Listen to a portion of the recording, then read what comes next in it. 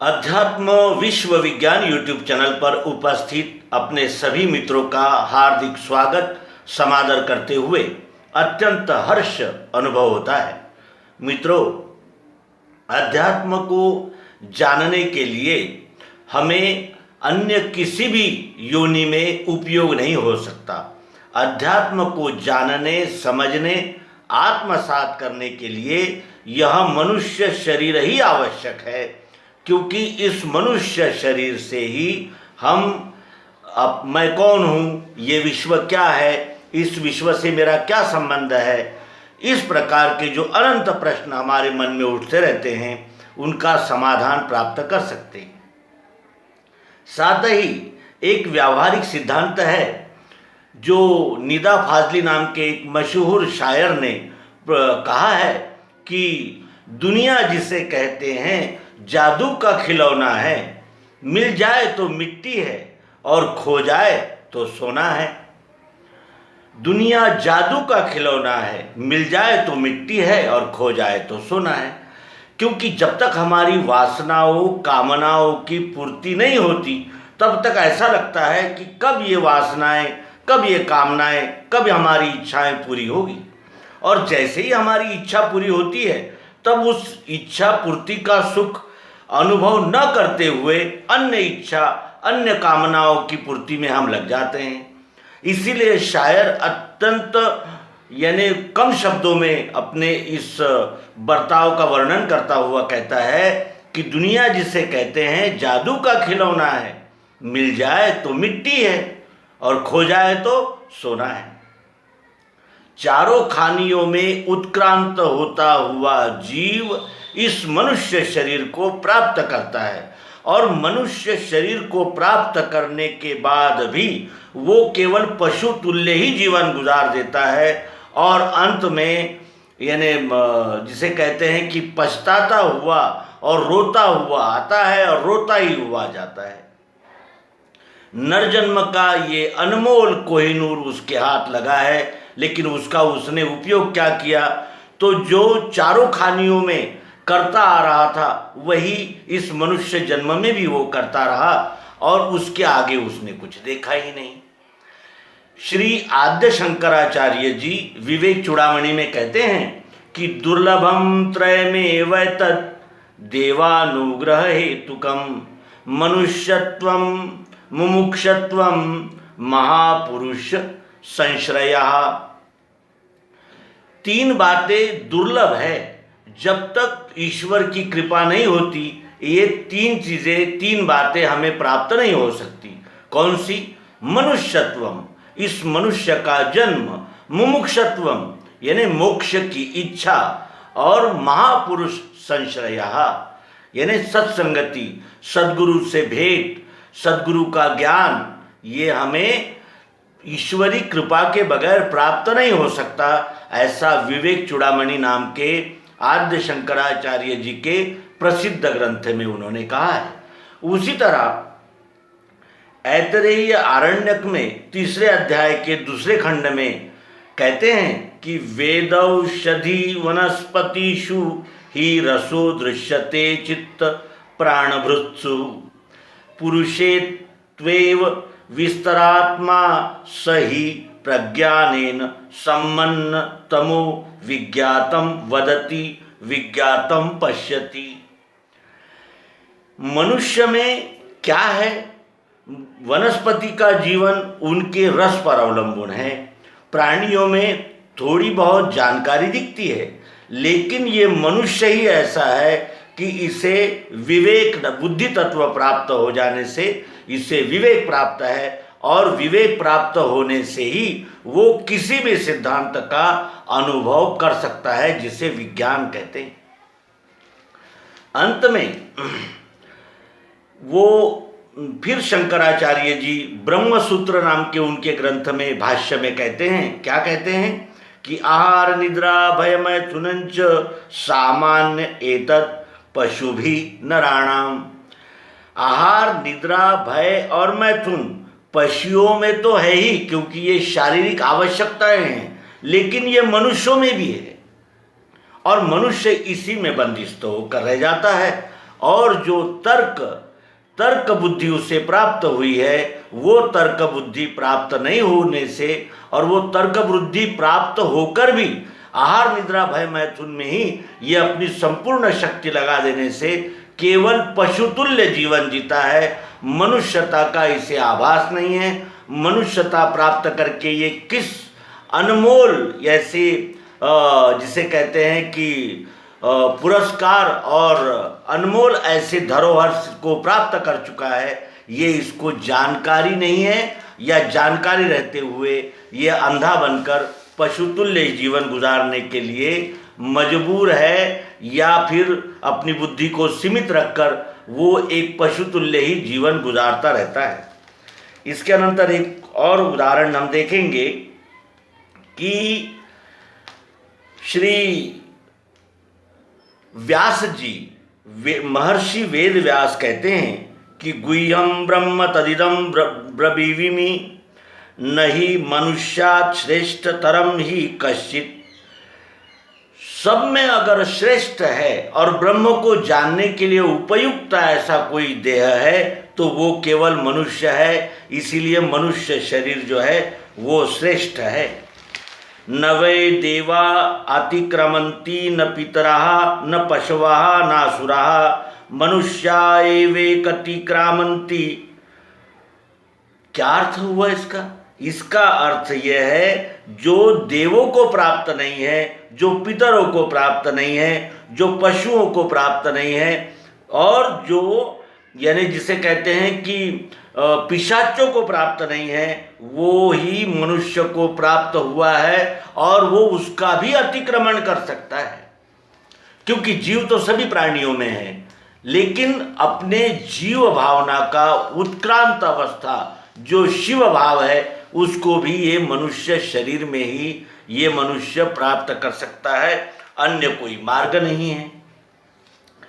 इसके अनंतर हम श्री समर्थ रामदास स्वामी जो महाराष्ट्र में एक प्रख्यात संत हुए हैं और हिंदू हृदय सम्राट छत्रपति शिवाजी महाराज के जो गुरु थे, महान ऐसे ग्रंथ रचयिता जिनका दासबोध नाम का ग्रंथ अत्यंत प्रसिद्ध है, और उस ग्रंथ में वे स्पष्ट रूप से कहते हैं, क्या कहते हैं? धन्य धन्य नरदेहो एथिल अपूर्वता पाहो जो कीजे परमार्थ लाहो तो पावे सिद्धिते। या नरदेहा चेनी आधारे नाना साधनांचेनी द्वारे मुख्य सारासार विचारे बहुत सुटले। या नरदेहा चेनी संबंधे बहुत पावले उत्तम पदे अहंता सांडून स्वानंदे सुखी झाले। संत महंत ऋषि मुनि सिद्ध साधु समाधानी भक्त मुक्त ब्रह्मज्ञानी नरदेहीच झाले। म्हणोनिया नरदेह श्रेष्ठ नाना देहांमध्ये वरिष्ठ जयाचेनी चुके अरिष्ट यम यातनेचे। यह और श्री संत तुकाराम महाराज जो मराठी के अत्यंत प्रसिद्ध संत कवि हुए हैं, उन्होंने भी कहा है कि यह लोकीचा देहो देव इच्छिताती पाहे धन्य आम्ही जन्मा आलो दास विठोबाचे झालो। आयुष्याच्या या साधने सच्चिदानंद पदवी घेणे तुका म्हणे पावटणी करू स्वर्गाची निशानी। आज ऐसे बहुत सारे लोग हमें मिल जाएंगे जो ये रोना रोते रहते हैं कि हमें ये नहीं मिला, हमें वो नहीं मिला, हमें उसकी चाहत थी, हमें ये चाहिए था, हमें वो चाहिए था। ऐसे चाहत का रोना रोने वाले हजारों मिलते हैं, लेकिन वो ये नहीं देखते कि मिला क्या है। जो मिला है वो दुर्लक्षित है और जो मिला नहीं उसी के पीछे हम दीवाने होकर रोते रहते हैं और इसका दोष ईश्वर पर मढ़ते हैं। ईश्वर ने ये नर शरीर देकर कितना बड़ा उपकार इस जीव पर किया है, इस ओर ध्यान न देने से ये जो अनमोल धरोहर हमें प्राप्त हुई है ये इसी तरह धीरे धीरे निकल जाती है और अंतिम समय में भी उसके ध्यान में यही रह जाता है कि मुझे क्या मिला। आहार निद्रा भय और मैथुन जो अन्य योनियों में मिला था वही अब भी मिल रहा है। आइए संतवाणी को यानी स्पष्ट रूप से समझने का प्रयास करें। धन्य धन्य हा नर देहो येथिल अपूर्वता पाहो। ये नर जन्म जो है, ये जो नर देह है, ये धन्य है। और इसकी अपूर्वता क्या है कि जो जो परमार्थ हम करने लगते हैं वो सिद्धि को प्राप्त करता है। इस नर्तन को पाकर जो भी हम परमार्थ की दिशा में कदम बढ़ाते हैं वो हमें सिद्धि की ओर ही ले जाते हैं, यानी वो प्रयत्न हमारे सफल ही होते हैं। ऐसा ये उत्कृष्ट और जिसे कहते हैं कि अनमोल ऐसा नर शरीर हमें मिला है। या नरदेहाचेनी आधारे नाना साधनांचेनी द्वारे मुख्य सारासार विचारे बहुत सुटले। इस नर जन्म के आधार से, इस नर देह के आधार से और अनेक साधनों के मार्ग पर चलते हुए सारासार विचार हो सका और इसी विचार के सहारे से बहुत छूट गए, यानी बहुत लोगों को मोक्ष प्राप्ति हुई। इस नर जन्म के संबंध से बहुत लोगों ने उत्तम पदों को प्राप्त कर लिया और अभिमान छोड़कर स्वानंद प्राप्त किया और सुखी हो गए। संत महंत ऋषि मुनि सिद्ध साधु समाधानी भक्त मुक्त ब्रह्म ज्ञानी नर जन्म में ही हुए। और साथ ही वो कहते हैं कि इसलिए नर जन्म नर देह श्रेष्ठ है। सभी देहों में 4 खानियों के 84 लाख योनियों में जितने भी हमें शरीर मिले हैं उन सभी शरीरों में नर देह जो है, नर शरीर यानी मनुष्य का शरीर श्रेष्ठ है। सभी शरीरों में, सभी देहों में वरिष्ठ है, यानी सबसे श्रेष्ठ है। और जयाचेनी चुके अरिष्ट यमयातने चे, यानी इस शरीर को प्राप्त करके ही यमयातना के कष्ट से हम पार हो सकते हैं। यमयातना क्या है? पुनरपि जननम पुनरपि मरणम पुनरपि जननी जठरे शयनम। बार बार अपने व्यष्टि अहंकार को धारण करके जीव भाव में जन्म लेना और अपने व्यष्टि अहंकार का ही समाधान करने में कार्यरत रहना और व्यष्टि अहंकार के संकल्पों के साथ अपने सभी कर्म करने से प्रारब्ध का निर्माण करना और केवल प्रारब्ध भोगना और फिर व्यष्टि वासनाओं में लिप्त रह के फिर अनंत वासनाओं का जाल अपने साथ बांध के वो बोझा लेकर आना और बोझा लेकर जाना। जब तक हम मोक्ष की दिशा की ओर इस नर जन्म का उपयोग नहीं करते तब तक हमारा समस्त कल्याण नहीं हो सकता।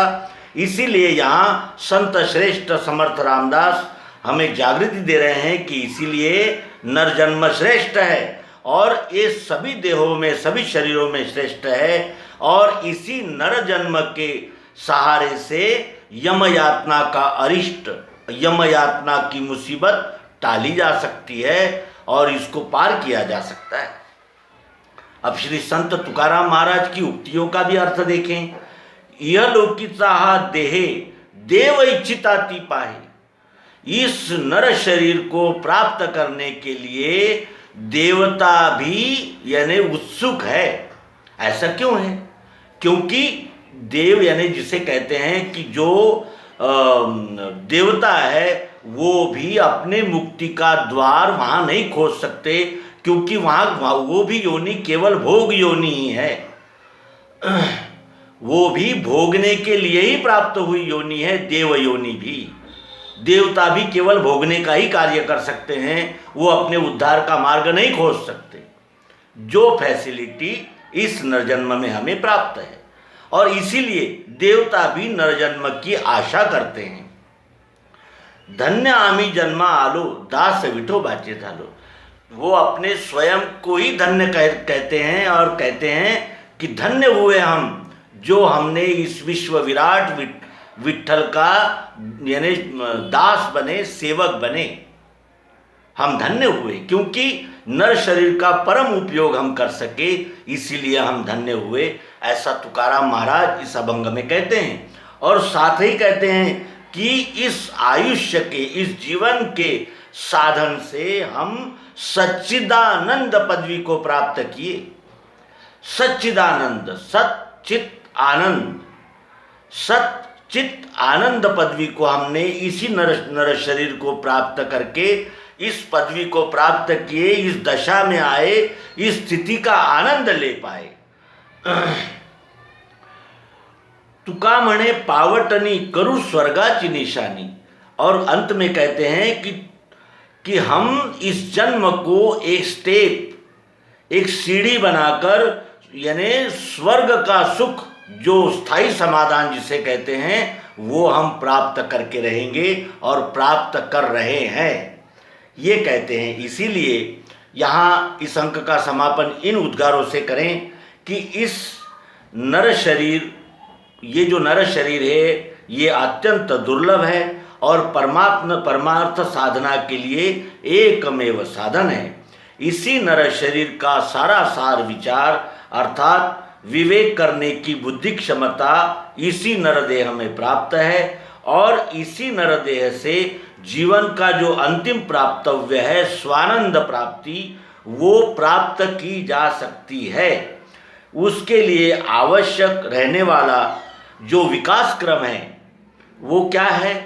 ऋषि, मुनि, देवर्षि, महर्षि, ब्रह्मर्षि, विभूति, संत, ये भी हम इसी जन्म में इन श्रेणियों को, इस विकास क्रम को प्राप्त कर सकते हैं और यम यातना से मुक्त हो सकते हैं और जन्म मरण परंपरा का जो चक्र, जो प्रकृति चक्र है, जो प्रकृति सिद्ध चक्र है, उसको हम पार कर सकते हैं और सच्चिद आनंद की प्राप्ति के लिए महत्वपूर्ण साधन इस नर जन्म का उपयोग कर सकते हैं। और इसीलिए हमें सदैव ये रोते रहना कि हमें ये नहीं मिला, वो नहीं मिला, ये प्राप्त नहीं हुआ, वो प्राप्त नहीं हुआ, हम ऐसा चाहते थे, हम वैसा चाहते थे, ये रोना गाने से पहले ये देखना चाहिए कि इस विश्व विधाता ने इस जीव पर कितनी बड़ी कृपा की है कि ये नर जन्म की हमें प्राप्ति हुई है। और नर जन्म की प्राप्ति का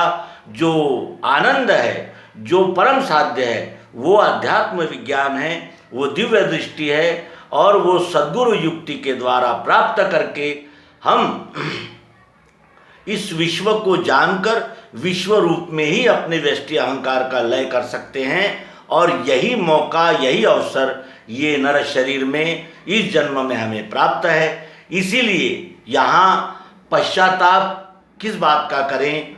क्यों न उस विश्व विधाता के कृतज्ञता पूर्वक आभार व्यक्त करें और इस नर जन्म का परम उपयोग अपने आप को जानकर सभी संशय भ्रमों से छूटकर इस विश्व रूप में ही अपने व्यष्टि अहंकार को अर्पण करने का मौका, इसका फायदा उठाएं, इसका लाभ उठाएं और जानत तुम ही होई जाई, इस परम ध्येय की साध्य प्राप्त करें। ये कहते हुए इस अंक को विराम देंगे।